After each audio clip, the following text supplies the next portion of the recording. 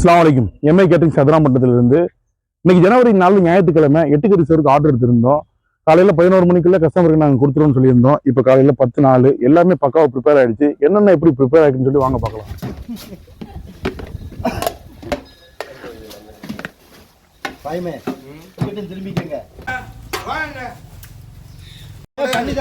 பயப்படாதீங்க. இல்ல இல்லையா இந்த விழாவில் அவர் சொன்ன மாதிரி விழாவில் வைங்க கையை.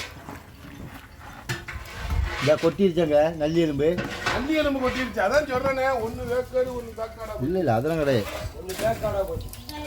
அவ்வளவுதான்.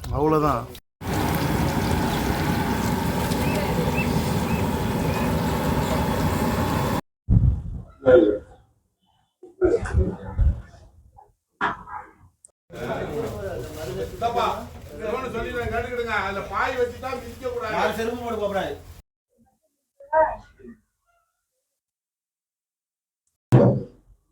அவர் எங்க